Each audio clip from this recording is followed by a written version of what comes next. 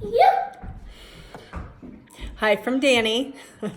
All right, guys. So I wanted to make a couple announcements about some more information I've heard about taking the exam this year. Obviously, we know at this point that it's going to be on May 20th at noon, and we know it's just going to be one rhetorical analysis essay. So that's super helpful, but the format is going to look a little bit different than what you're used to, because obviously there's no one there to proctor you, so it means you have to write it online and then submit it online. So there's been a few logistics with that.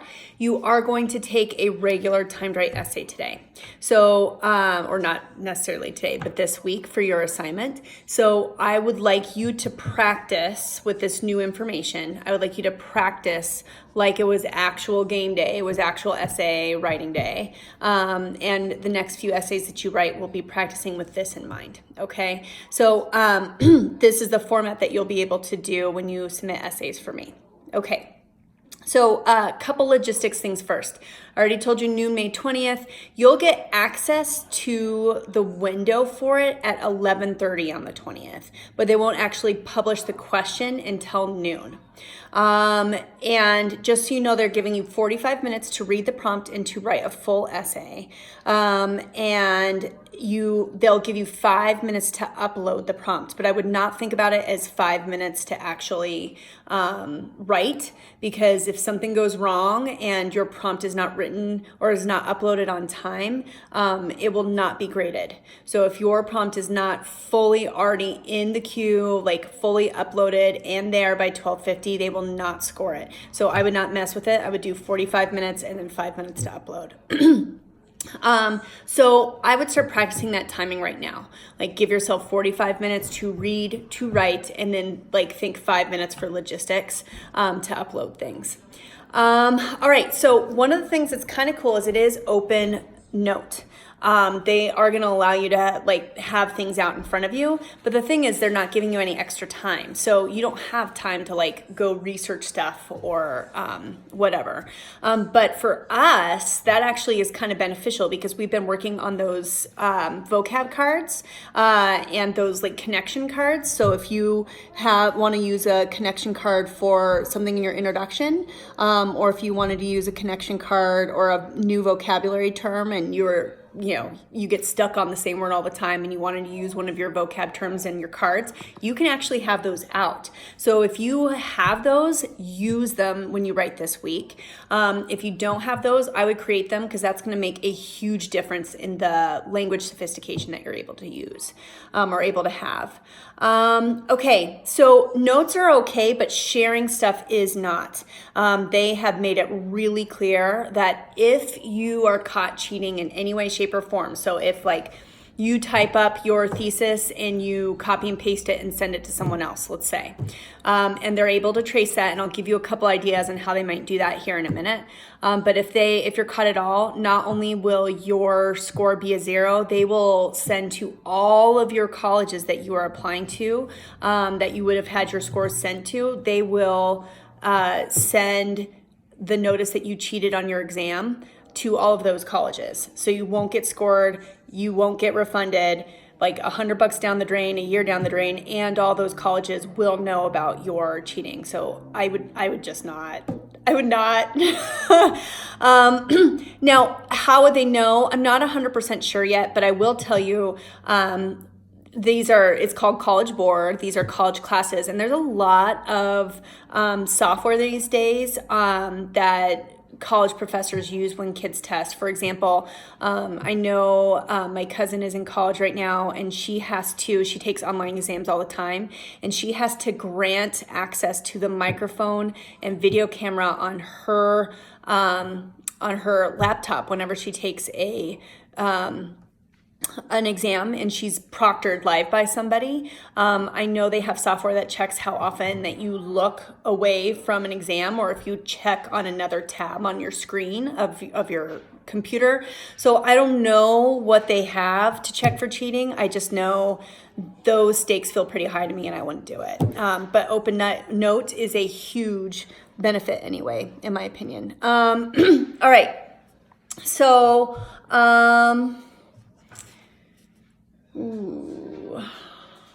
okay, so we don't know if you're going to be able to print the prompt. Honestly, I know a lot of you have been doing editing. I would like this time when you take the rhetorical analysis exam to maybe write down what you see. It's so inconvenient. But like they cannot give you a physical copy of the prompt. And they cannot guarantee that you can print it, and they don't know how you would print it yet.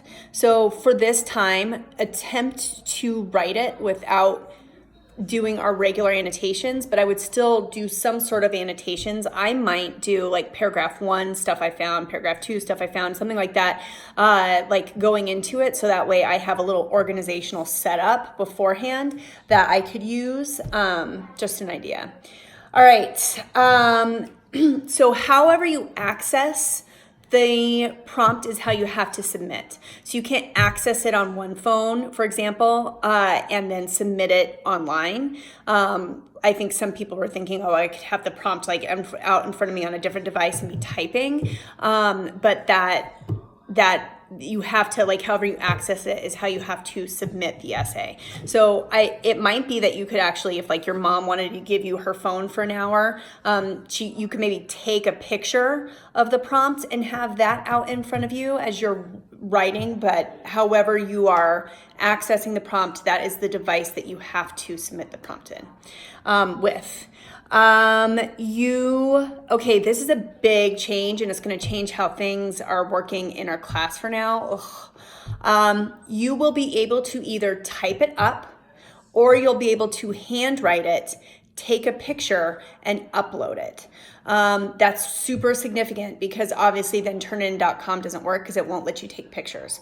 So I will allow on this first one when I'm trying to figure out what I'm going to do long term, but on this first one, I will allow you to either type it up and submit it on turnitin.com, or if you think you might want to handwrite it, which some of you might think you're faster. I'm a faster typer than I am a writer, but that might not be the case for you. If you have really bad handwriting, just type it. But if you don't, you have your option. Just this first one, I'm going to allow you to take pictures and submit it to my email. I don't like it. It's a lot to keep track of. But for this first time, I'm fine until we figure out a different format. So you either type it up and submit it to me, or you handwrite it, take a picture, and then submit it to me. Please, 1 page per picture, and that sounds like what they're gonna do too. And I would not do double-sided because if, for example, there's light behind your image and it can't see the scan as well of your image, then like you would get both sides of the paper, and I wouldn't do that. So I would just do, if you handwrite, 1-sided only, and then take a picture and send it to me. Last thing is, if you think you need technology to take the exam, you need to go to cb.org. That's collegeboard.org. That's what it's short for. So cb.org/tech by 4/24. You have to tell them by 4/24 if you want it. If you don't want to take the exam, you won't have to be charged, which is pretty cool. If you've decided this is just too much and you want to bow out, you can bow out. I'm not exactly sure how you do that yet, but if that's the case for you and you want to bow out, let me know and I'll tell your counselor, or we'll tell your counselor together or something. And then if you miss, my kids are all the time. There's 2 for your money. Sorry.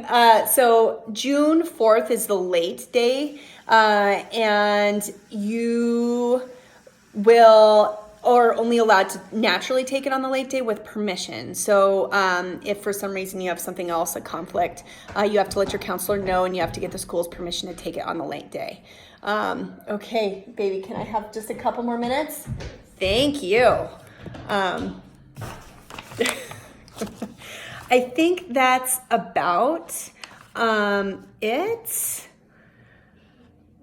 So, do your timed write and submit it to me please by Wednesday. I really do need it earlier because of what's coming in for my honors class. And these take so much longer to grade, and I want to do a good job. And you know now what the format's going to be. I would take this at noon. I would take it timed exactly how I went over at the start of the essay, and I would absolutely take it in the format that I'm planning on using for the actual exam. So handwritten with a picture, if that's what you're gonna do, or typed and with an upload, if that's what you're gonna do. So good luck. As always, I miss you guys. I am considering maybe a Google Classroom chat at some point. I can't decide if it's helpful or not. I don't know. Okay. Either way, I miss your faces, I miss your smart comments, and I miss you. Bye.